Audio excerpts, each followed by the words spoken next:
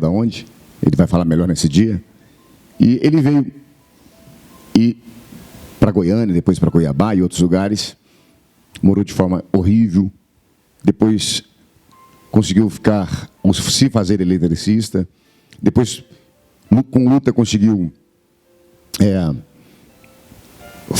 ir para a faculdade, se formar em engenheiro elétrico.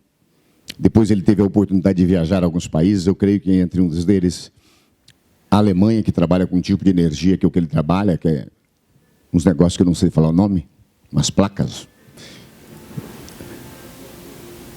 E ele tornou-se uma pessoa bastante conhecida no estado dele e em outros lugares do Brasil, porque ele tem mais de 800 projetos já implantados em grandes, imensas empresas. Por que ele vai falar sobre isso?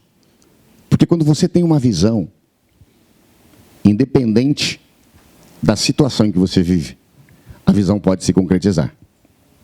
Perdão. A visão, com certeza, ela se concretiza. Ela se concretiza. O que não dá é para você caminhar vazio, oco, sem nenhum tipo de visão. Então, na quinta-feira ele vai falar sobre isso, o testemunho. E na sexta-feira ele vai falar sobre pessoas que querem ser eletricistas, pessoas que querem fazer parte disso, pessoas... Ele vai vir para Piracicaba, ele vai dar gratuitamente um curso para essas questões. Claro que ele tem interesses pessoais também, mas é muito interessante para quem quer aprender, quem quer saber o que é. E aí, na sexta-feira, será para quem quiser, mas especialmente para quem tem curiosidade, para quem quer ser um eletricista, quem quer aprender esse tipo de coisa, enfim. E você é convidado para isso, tanto para quinta quanto para sexta. A gente está falando antes, desde já, para você guardar aí na sua agenda, tá ok? A gente fez alguns vídeos, mas nem sempre dá para mostrar. O de hoje, por exemplo, é comprido, a gente vai diminuí-lo para colocar outro dia. Pessoas que tiveram uma visão arrebatadora, maior do que ela mesma. Hoje seria de um garoto que queria fazer faculdade, com a garota que também queria fazer faculdade, vindas de famílias muito pobres, difíceis, estudando em escolas difíceis, e que tinha um grande sonho. O pai precisou vender, para você ter ideia, parte das galinhas, para poder pagar parte da matrícula da pessoa. Não somente se formou, foi se pós-graduar em outros lugares e seguiram a vida deles. Eu não estou querendo falar de sucesso. Eu estou querendo falar de tudo na vida. De que Deus ele nos quer ver pessoas que tenham uma visão expandida.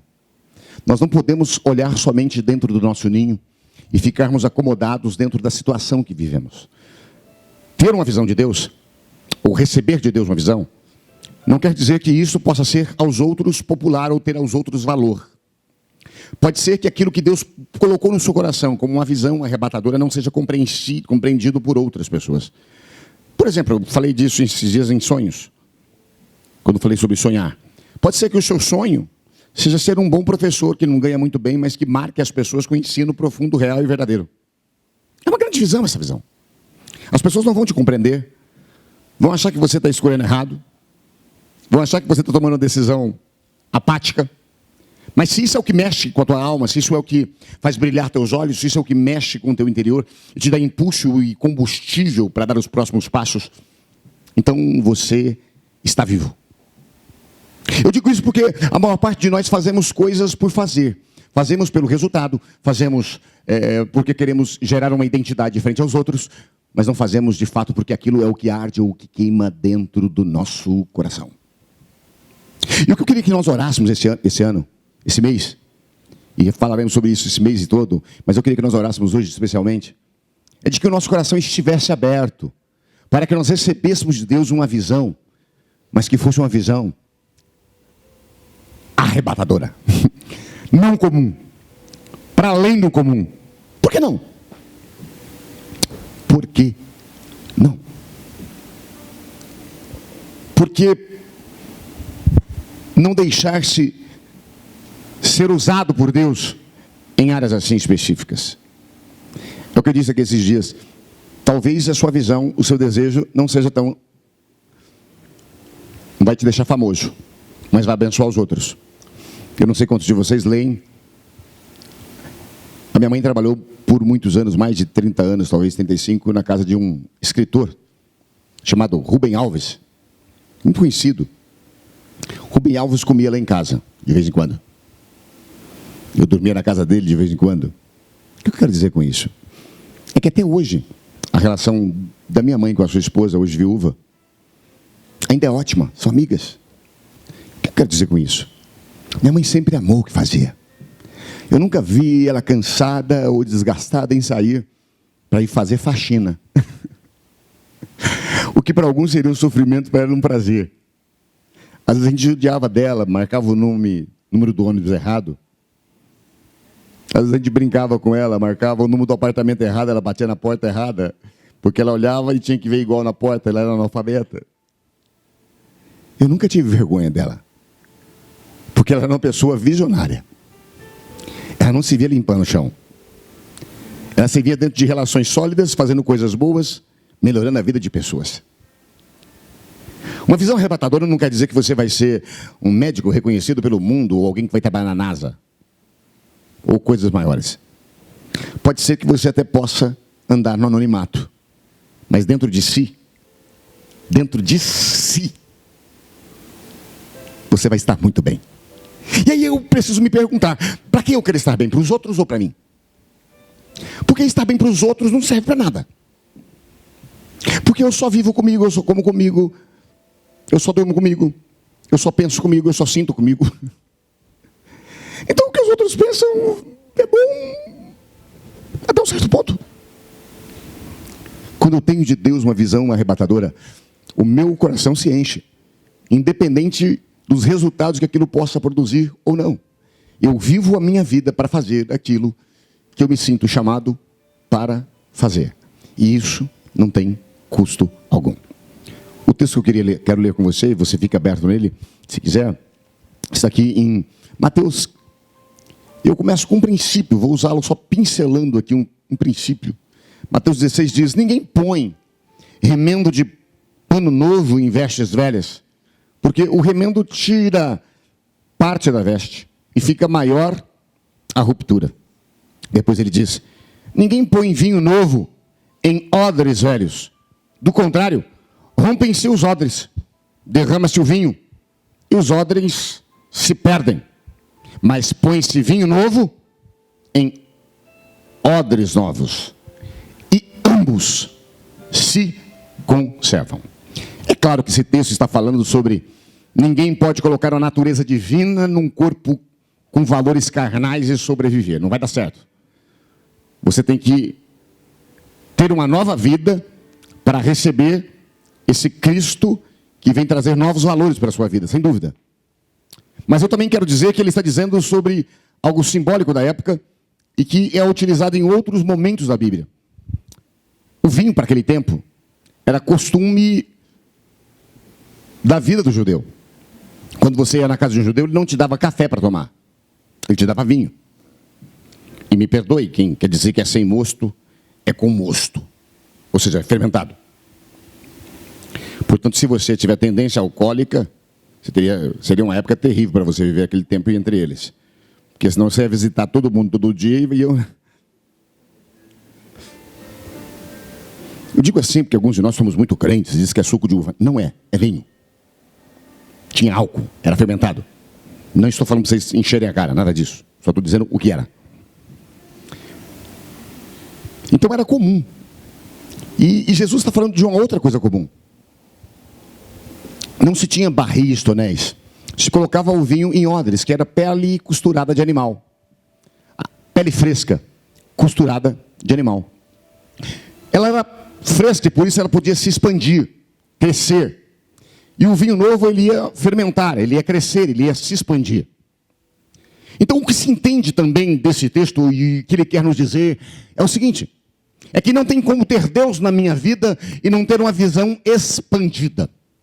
Não tem como ter Deus na minha vida e enxergar a vida de qualquer jeito.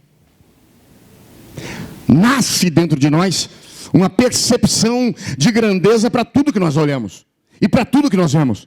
Se vemos alguém caído, a nossa alma começa a levantá-lo. Se nós vemos alguém vencido, a nossa alma começa a vê-lo como alguém que vence. E isso também vem para as áreas da nossa vida. O nosso encontro com Deus nos tira do campo da mediocridade ou do ninho da proteção.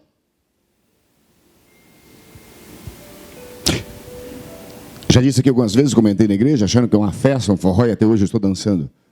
Mas uma coisa que eu me lembro muito é de que tudo que o pastor pregava eu acreditava.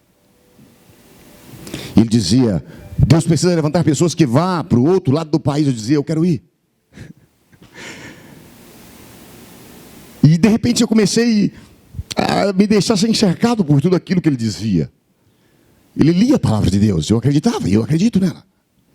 Mas eu me lembro que eu queria ter uma vida melhor, eu queria viver melhor, eu queria fazer o bem. E eu era só um garoto que morava no Jardim São Marcos, que tinha uma equipezinha de som e que fazia bailinho na boate e que aquilo era o seu barato.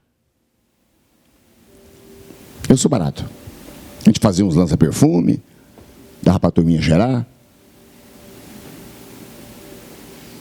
Era a única coisa que a gente queria da vida.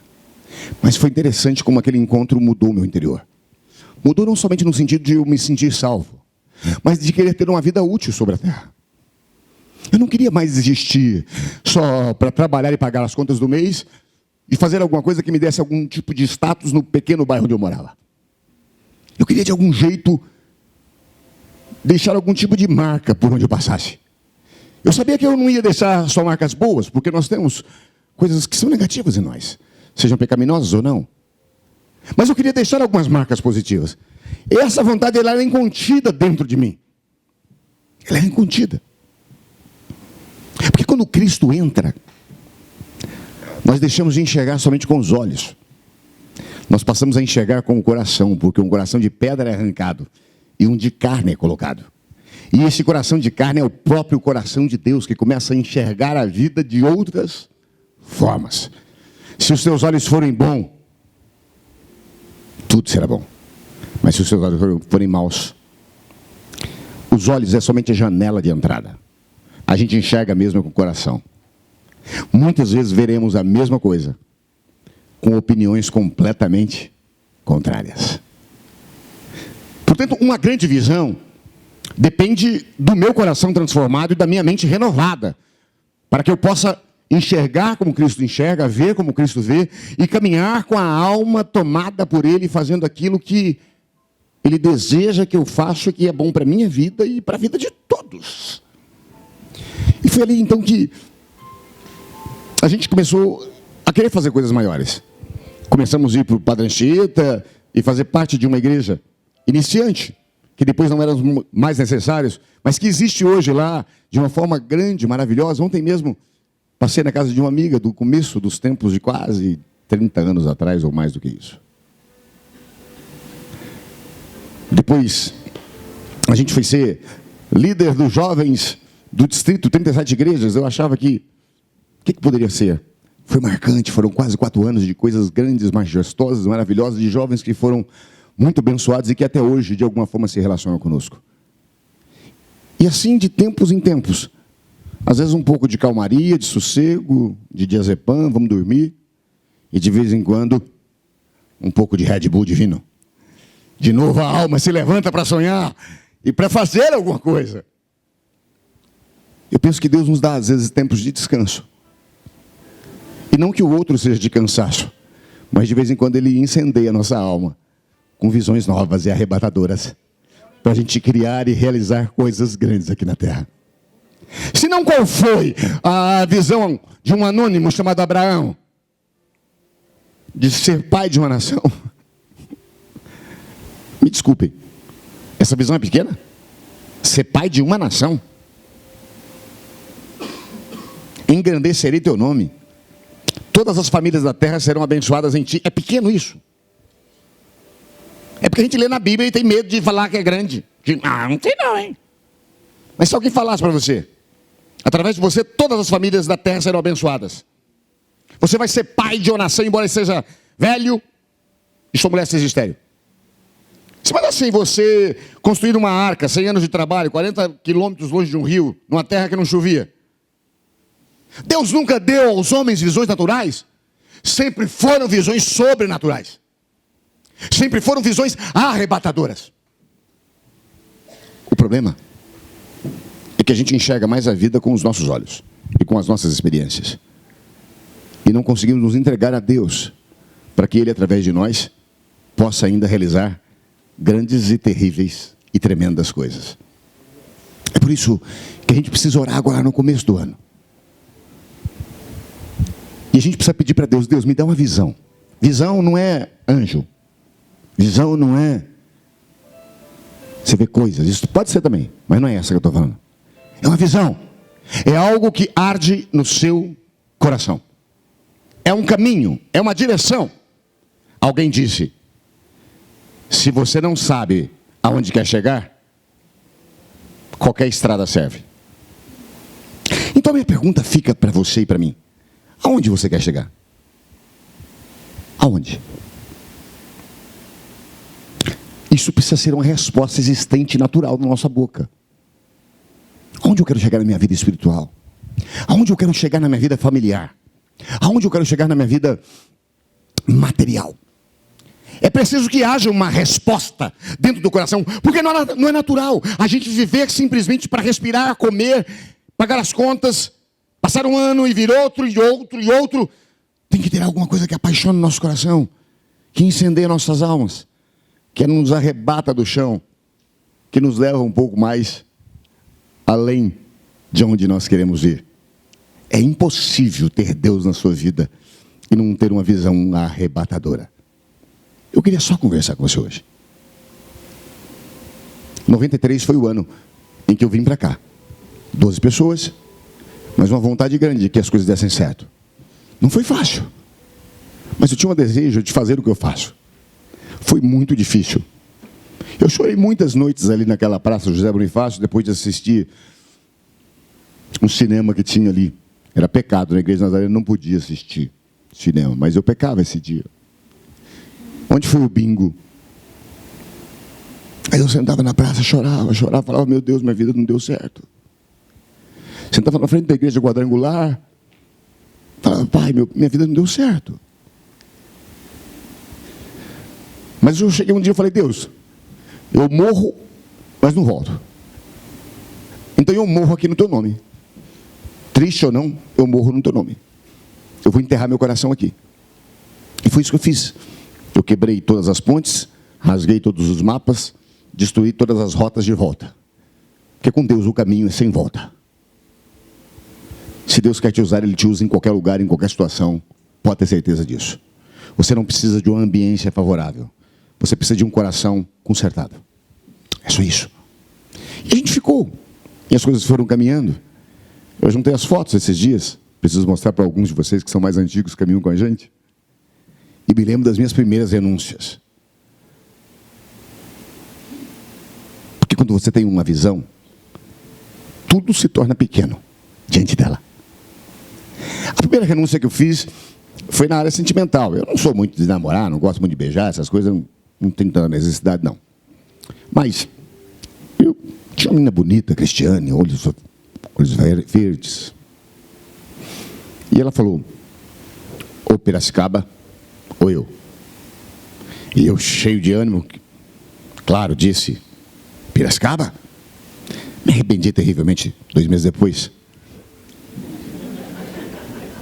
Falei: deveria ter negociado, mas não negociei. Aí tentei voltar, mas ela já estava namorando. Aí tentei voltar e negociar para ela terminar o namoro, mas ela já estava grávida. Aí ela casou-se, aí ela divorciou-se. E eu não sei se vocês vão se lembrar, alguns de vocês que estavam comigo naquela época.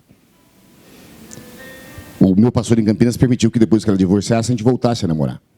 E até ela veio no jantar de casais da igreja, que era na Rua Ipiranga. E veio com um menininho, pequenininho. Eu me lembro que um dia numa festa eu levantei ele e falei: menina, era para você ter sido meu filho. Acho que eu traumatizei a criança. Mas eu vi que não ia dar certo. Ela já era uma outra pessoa. Mas Deus não tinha mudado, Ele era o mesmo. E a visão era a mesma. A vontade era as mesmas. As decepções do caminho, o sofrimento do caminho, não sufocou e não matou a visão. Não matou. Renúncias foram acontecendo. Um dia, a igreja que cabia 40 pessoas, teve 47. Na rua Prudente Moraes, 992. Sei lá o que número, acho que é isso. E eu falei: a gente precisa de um novo lugar. E a gente enxergou um lugar na Rua Ipiranga. Era uma igreja pequena, que só tinha os meninos do 15 que iam lá para comer macarrão.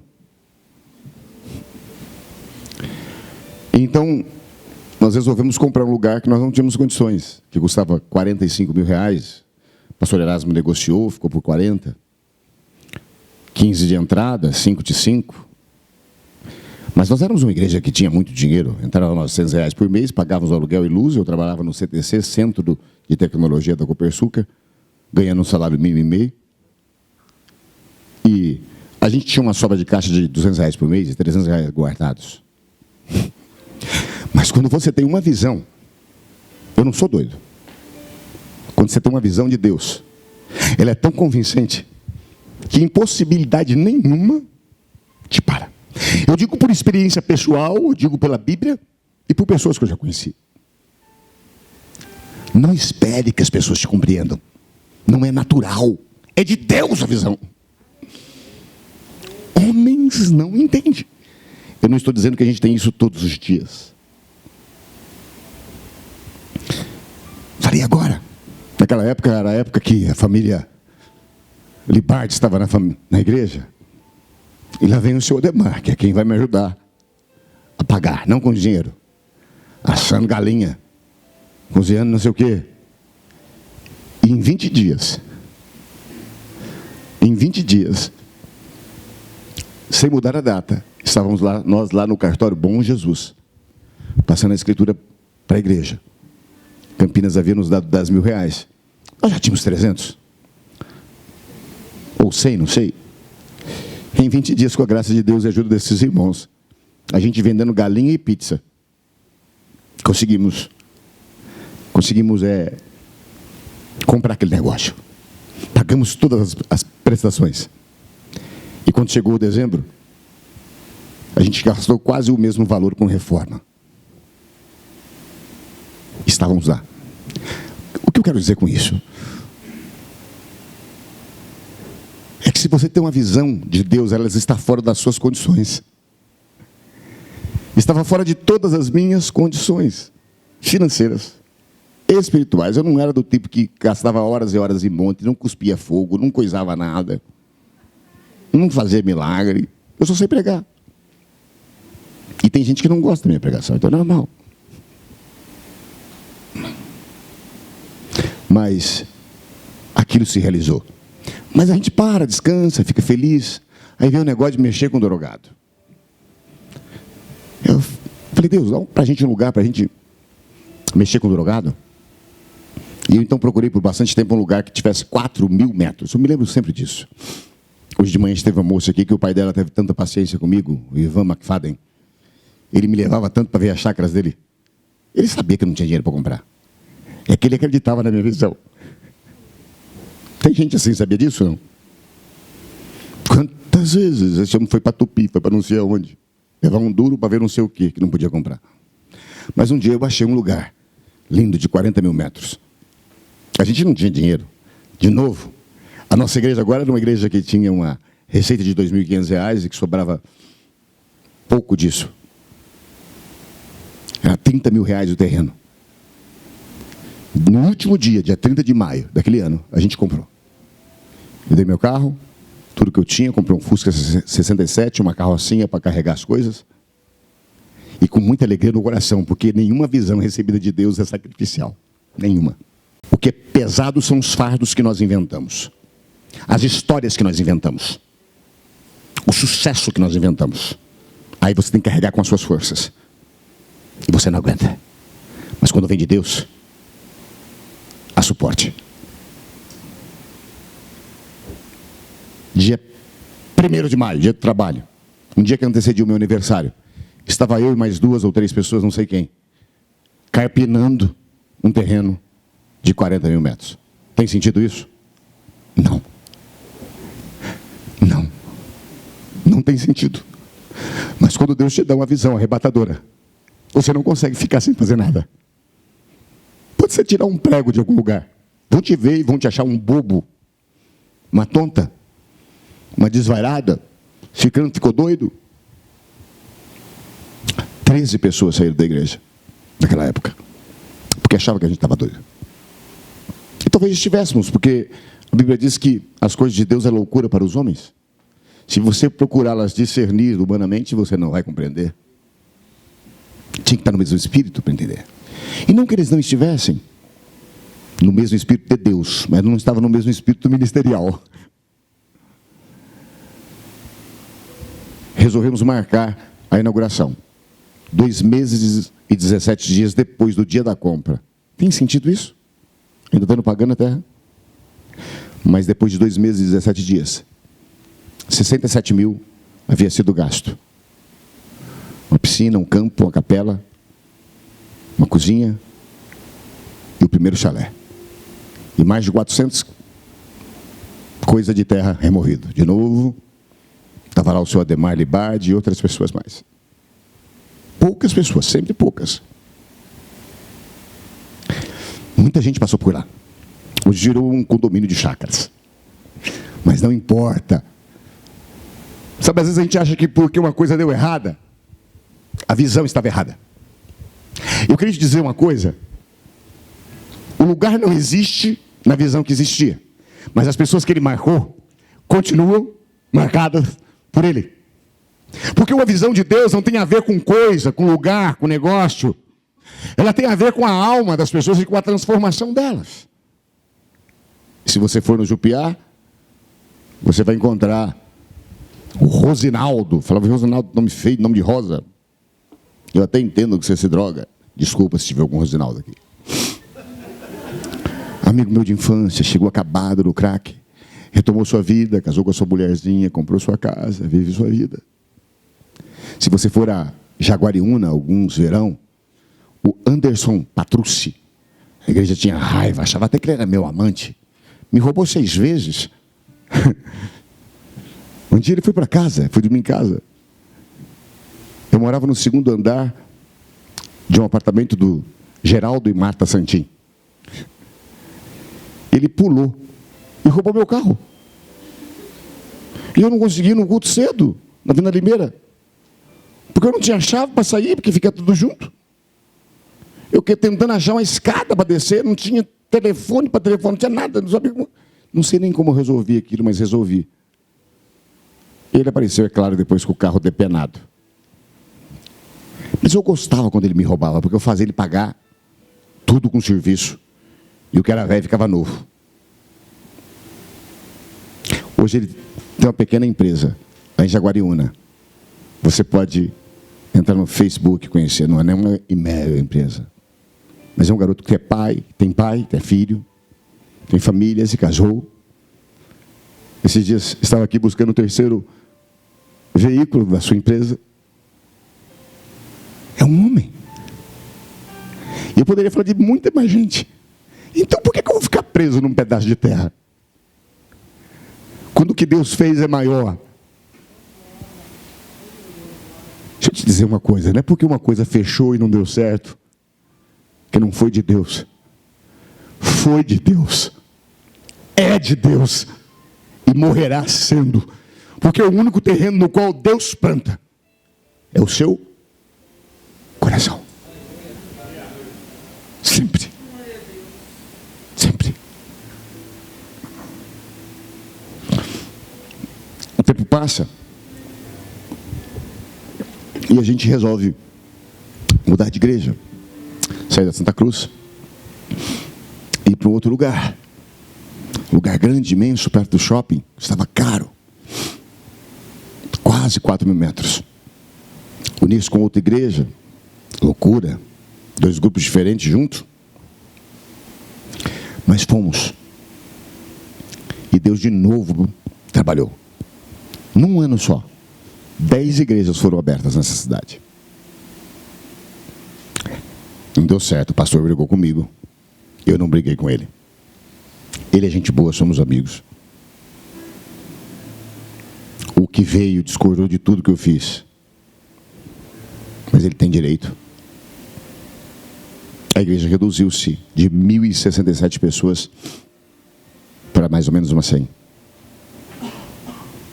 Mas de novo, quero te dizer que não quer dizer que não foi visão de Deus. Foi arrebatadora. Porque muitas pessoas conheceram a Cristo naquele lugar. Aí veio uma loucura na minha cabeça. Eu falei, a vida está boa demais. A gente passava por um tempo de crise, porque o meu co-pastor tinha saído.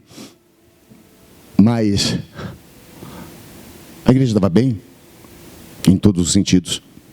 Claro que com um clima um pouco pesado, difícil, mas que passaria. A gente sabia disso, já anos de experiência nisso. Mas alguém de Curitiba apareceu para mim, uma igreja de 30 anos lá. Falou, eu tenho um desafio para o seu coração. Eu quero que você vá para Curitiba e que Deus te use lá, como te usou aqui. Eu falei, Curitiba tem uma péssima imagem. É uma igreja linda, templo próprio, mas que não vai para frente nem com a ajuda de Deus. Ele disse, eu tenho lá 30 pessoas. Vai lá. E eu fui visitar por educação. Mas sabe quando você chega no lugar e vem com outro pensamento? Falei, Deus, eu ainda posso fazer alguma coisa. É fácil colocar alguém aqui com um número maior de pessoas. E aí eu peguei 8 ou 10 malucos que foram comigo. Junto foi a mãe do pastor Aquiles, a Dilce. Foi Igor, foi não sei quem lá. O mais duro foi comer berinjela uma semana, quando o dinheiro faltou. Mas a gente tinha o coração cheio de fogo. Eu não sei se você entende do que eu estou falando. Estou falando de visão. Eu acreditava e eu acredito que Deus existe. Eu acreditava que Deus podia fazer alguma coisa. E chegamos lá, animados. O ânimo teria que ter doação, porque seria difícil. Eu não entendo o que você está falando, filho. Desculpa, você só me atrapalha. Desculpa, onde eu preciso voltar? Onde eu tenho que voltar? Eu fui para Curitiba. Esse pessoal foi comigo. E chegando lá, eles ficaram comigo esse tempo. Foi muito difícil, muito complexo. As pessoas viam demônio em tudo que era lugar, naquele lugar. Mas a gente precisava colocar para cima. A visão estava na alma. Eu descobri que as 30 pessoas não eram 30, eram 15. As outras 15 era só para atrapalhar. Tinha um pastor que queria me dar lição. Tinha um outro que dizia que tudo que fazia era errado. Eu falei, meu Deus, porque eu vim na igreja e já está cheio de pastor. Tem 30 pessoas, 5 é pastor. Quer mandar em mim? E eles achavam que eles eram ricos, porque eles estavam num bairro nobre. E eu, para mim, todo mundo é todo mundo. E uma igreja que estava com um salário atrasado com o antigo pastor 10 meses e não podia me pagar nada, tinha que começar um novo trabalho. Primeira coisa que Deus colocou no meu coração, contrato um músico. Falei, da onde eu vou tirar dinheiro? E surgiu o melhor baterista da cidade, o Giba, que já tinha trabalho. Ele falou, eu deixo meu trabalho para ganhar menos. E eu não sei por que eu fiz aquilo que parecia uma bobagem, incompreendido por muitos. E ele foi, com ele outros músicos foram. Mas a princípio não tinha ninguém. Ninguém para cantar, para dirigir louvor. E eu quis iniciar o nosso trabalho lançando um CD com o Bernardo, que era de Piracicaba, nos ajudando lá, que ia de vez em quando para lá para nos ajudar. E então uma igreja de 15 pessoas vai lançar um CD lá no shopping de Curitiba, no topo. Tem um teatro lindo, bonito. Eu conheci alguém que conhecia a dona, que precisava fazer uns botox. O Dr. Júlio aqui fazia esses botox. E eu troquei 4 noites de teatro pelos botox. E aí, a gente queria saber como é que a gente vai fazer para botar a gente nesse lugar. Eu não sou conhecido, curitibano, meio distante. Aliás, eu prefiro assim, não se mete na sua vida. Entendeu ou não? Eles não... O pessoal fala mal de Curitiba, eles não são ruins, eles são bons. São mesmo. Eles só não se intrometem. E aí eu falei, como encher de gente? Bom, peguei todos os parentes do Bernardo aqui. Coro de negro espiritual. Falei, mas não vai encher ainda. As igrejas lá, tudo desunidas, vazias. 17 igrejas com 400 pessoas, somando todas elas. E aí, veio no coração na época, a Baby do Brasil, que estava fazendo um grande trabalho evangelístico, e faz até hoje, embora muitas pessoas a veem de uma forma errada. Eu a convidei, Ela não teve uma oferta específica, mas eu vi que ela estava mais necessitada do que eu quando ela chegou.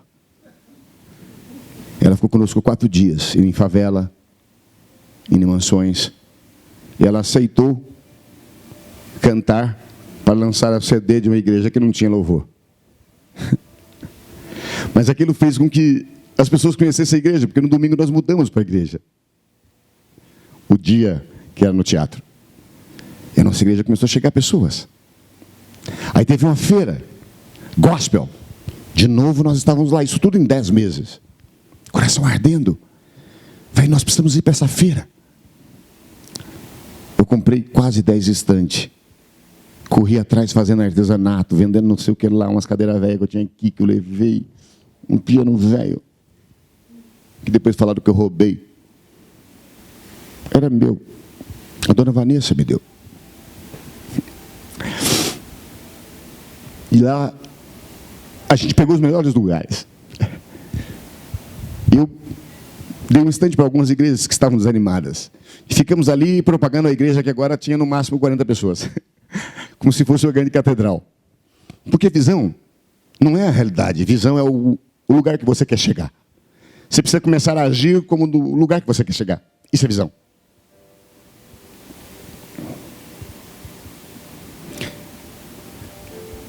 E aí houve aquele lançamento, e a gente ficou ali, as pessoas achavam que a gente era importante. Eu dei um para o seminário, outro para o pastor Luciano Granado, que foi comigo, outro para outra igreja de não sei aonde. Nós pegamos 3, eu botei televisão, sofá. Convidei um grupo para vir do Rio, mais gasto. Dá comida para 80 pessoas. Amaral com a Zilda foi para lá para cozinhar para a gente. Mas de novo foi marcante. Nesses 10 meses abrimos casas de recuperação. E quando saímos de lá, quase 400 pessoas já estavam lá. Mas aí a vida corre. Eu achei que o passado podia voltar e apareceu alguém que não está aqui hoje, que era para estar. A Gabriela está aqui? Atrasada, como sempre. A Gabriela um dia apareceu dizendo que queria casar comigo. Achei novinha, bonita. Achei que estava caldo. Aí eu resolvi aceitar um convite de ser pastor na Carolina do Norte. Mas ali já foi a força da minha carne. Não foi um chamado de Deus. Ou se foi para tratar comigo. Me quebrantar. Fiquei depresso, triste, arrebentado. Mas aí voltei para cá. De novo com visão. Esses 7 anos. Agora nós estamos indo para uma nova situação. Algumas pessoas acham que a gente não tem juízo. Mas a gente tem, porque a gente sabe fazer conta, sabe fazer as coisas. E a gente ainda tem visões arrebatadoras de Deus. Ainda tem. A gente não tem convidado vocês para ir lá simplesmente pelo fato de que não há muito a ser feito. Nós assinamos o contrato dia 1, ele nem entregue para a gente foi. Mas se você entrar, você já vai ver paredes levantadas, vidros arrancados, portões feitos.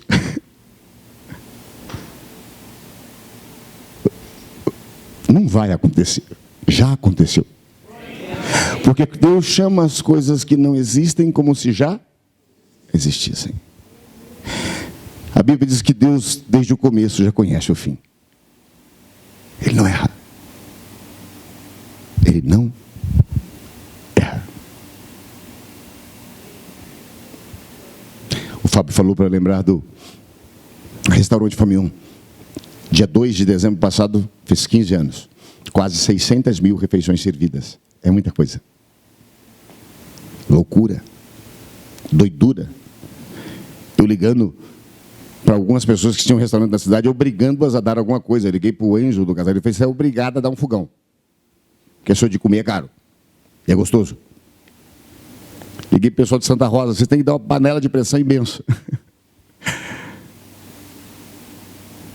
Eu quero dizer, quando você tem uma visão, não há sacrifícios que sejam sacrifícios para a sua vida. Esses dias eu fui dar uma palestra para o pessoal da escola da Bio, né? Aqui no hotel. Então, nesses lugares, eles esperam que você chegue de que jeito? Paletó, não unhas sujas como a minha. E eu cheguei lá, procurei botar o paletó e tudo mais, tá? Mas tem algo que eu faço que eu tenho vergonha. Mas eu faço. É uma das coisas. Todo lugar que eu vou, você tem que aguentar eu e uma caixa de pão. Né? Eles estão lá atrás. Agora eu vou pregar nos 12 dias, eu já avisei. Vou eu e minha caixa de pão. Eu morro de vergonha, porque às vezes eles não compram. Mas eu tenho uma visão. E qualquer coisa é sacrifício algum para isso.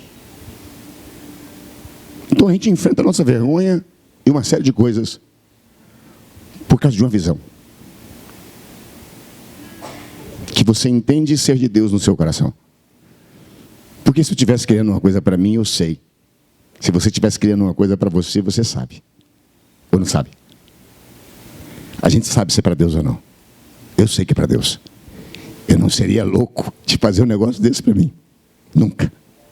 Eu nem preciso. Como é que eu queria encerrar com você?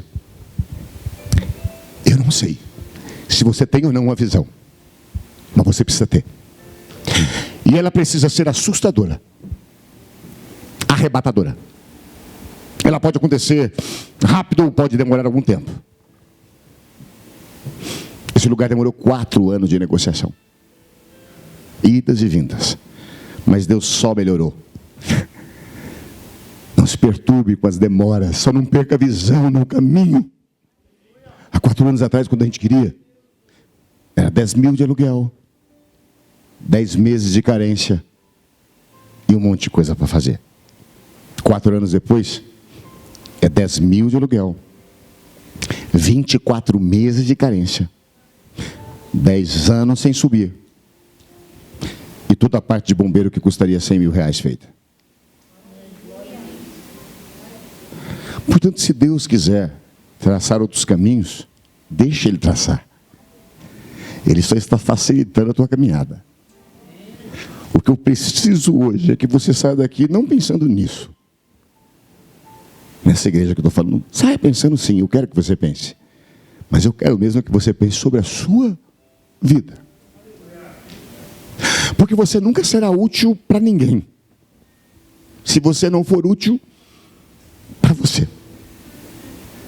Você nunca impulsionará ninguém a chegar a lugar algum se você não impulsionar-se a si próprio. Só compra a causa dos outros quem não tem causa própria. Normalmente é quem faz 10 coisas que vai fazer a 11ª. É assim ou não é? É assim. Eu só amo o próximo quando eu me amo. Portanto, preciso fazer uma pergunta e a gente acaba aqui de verdade. Como é que você se vê? Como é que você se enxerga? Que desenho você faz da sua vida? Que visão você tem do seu futuro? Que atitude você tem no presente em função disso? Talvez seja como eu. Carpir um terreno de 40 mil metros. É nada, mas já é uma atitude. Procurar um lugar que eu nunca achava sem ter dinheiro para comprar. Talvez seja como eu. De ir lá juntar parafusos que vai ser útil numa obra que deve ficar quase 1 milhão. Para que serve parafusos? Serve para manter a alma da gente viva. Entende não? Você tem que estar casado com a sua vida. Tem que estar casado com você mesmo. Se você não se abandonar, se você ousar entender que você é um terreno fértil de Deus, se você ousar a acreditar que a sua voz pode ecoar no mundo, apesar dos pesares de qualquer coisa, ela vai ecoar. E até surdos ouvirão. Pode ter certeza disso. Em nome de Jesus. A minha oração por mim não. Por mim é para que fique forte isso aqui. Mas a minha oração por você, esse mês, é que Deus plante no seu coração uma visão. Mas já orando, Deus colocou no meu coração que muitos de vocês já têm. Ela só está enterrada. E eu queria que esse túmulo se abrisse. e que a visão que não morreu, só está enterrada, saísse para fora. Amém, queridos? Amém mesmo? Então, eu te pergunto, você tem uma visão arrebatadora? Algo que seja em comum? Ah, pastor, eu queria trocar meu carro 2012 por 2015. Não, isso aí é bestagem. Visão ziquinha. Ah, pastor, eu queria comprar uma casa própria. Está fácil, só conversar com os irmãos ali, ó. Caixa está facilitando.